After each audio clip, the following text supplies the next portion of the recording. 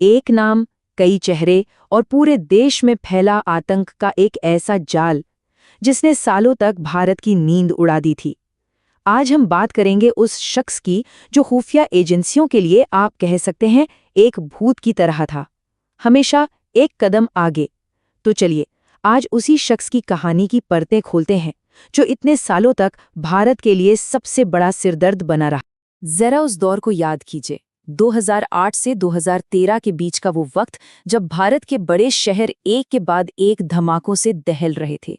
दिल्ली, पुणे, मुंबई, हैदराबाद, ये सिर्फ खबरें नहीं थी, ये वो दर्दनाक हादसे थे जिन्होंने अनगिनत परिवारों की दुनिया हमेशा के लिए बदल दी। हर धमाके के बाद देश में एक खौफ था और एक ही सवाल था, इन सब के पीछे आखिर है कौन? और फिर जैसे जैसे जांच आगे बढ़ी, एक नाम सामने आया, एक ऐसा नाम जो बहुत जल्द ही आतंक का दूसरा नाम बनने वाला था, इंडियन मुजाहिदीन।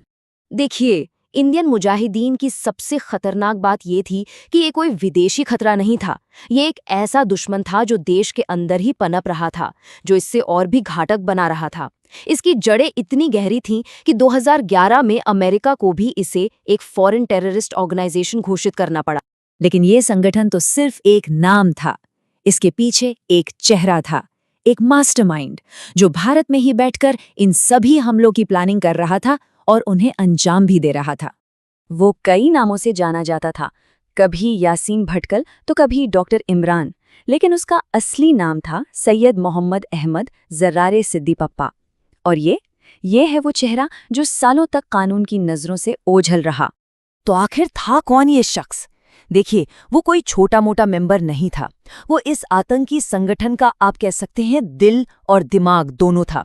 इंडियन मुजाहिदीन का को-फाउंडर, इंडिया में सारे ऑपरेशंस का हेड, बम बनाने में माहिर जिसे पाकिस्तान में ट्रेनिंग मिली थी और नए लड़कों को गुमराह करके आतंक की दुनिया में लाने वाला एक शातिर रिक्रूट।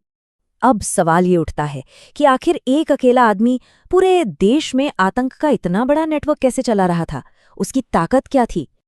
आप कल्पना कीजिए, देश की राजधानी दिल्ली के बीचों बीच एक ऐसी फैक्ट्री चल रही थी जो मौत का सामान बना रही थी।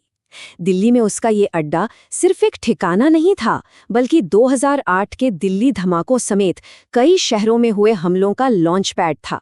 ये कोई एक या दो हमलों की बात नहीं है, हम बात कर रहे हैं 10 से भी ज्यादा बड़े बम धमाकों की, जिनमें सीधे तौर पर उसका हाथ था।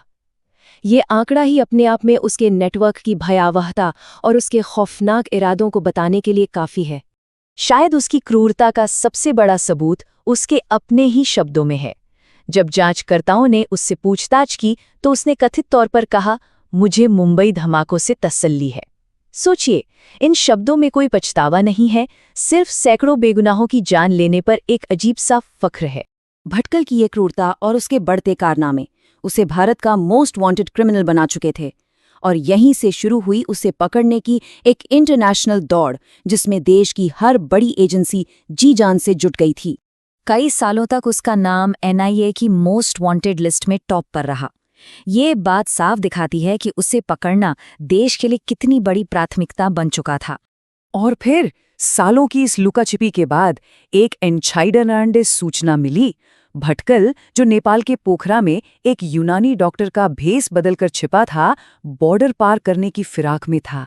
बस यही वो मौका था जिसका एजेंसियों को बेसब्री से इंतजार था, और एक सटीक ऑपरेशन में उसे भारत नेपाल सीमा पर धर दबोचा गया। 28 अगस्त 2013, ये वो तारीख थी जब भारत के सबसे बड़े दुश्मनों में से एक के आतंक का अध्याय आखिरकार खत्म हुआ। लेकिन गिरफ्तारी अंत नहीं थी, ये तो न्याय की उस लंबी और मुश्किल प्रक्रिया की शुरुआत थी, उन सैकड़ों पीड़ितों को इंसाफ दिलाने की जिनकी जिंदगियां उसने एक झटके में तबाह कर दी थीं। उसके खिलाफ जो सबसे अहम मामले थे, उनमें से एक था 2013 के हैदराबाद डबल ब्लास्ट का केस। सबूतों के पहाड़ के सामने अदालत ने उसे कई बेगुनाह लोगों की मौत का दोषी पाया, और इस घिनौने अपराध के लिए दिसंबर 2016 में हैदराबाद की एक स्पेशल NIA कोर्ट ने यासीन भटकल और 4 अन्य को कानून की सबसे बड़ी सजा सुनाई, मौत की सजा। आज यासीन भटकल दिल्ली की तिहाड़ जेल की सलाखों के पीछे है। हालांकि हैदराबाद मामले में उसे सजा हो चुकी है, लेकिन उसके आतंक के कारनामों की लिस्ट इतनी लंबी है कि कई दूसरे मामलों में कानूनी कार्रवाई अभी भी जारी है। यासीन भटकल का पकड़ा जाना यकीनन एक बहुत बड़ी कामयाबी थी, लेकिन ये हमें एक बहुत अहम सवाल के साथ छोड़ जाता है कि जब किसी आतंकी संगठन का एक सिर काट दिया जाता है तो क्या वो संगठन खत्म हो जाता है या उसकी जगह कई नए सिर उगाते हैं। ये एक ऐसा सवाल है जिस पर हमारी सुरक्षा एजेंसियों को लगातार सोचना पड़ता है।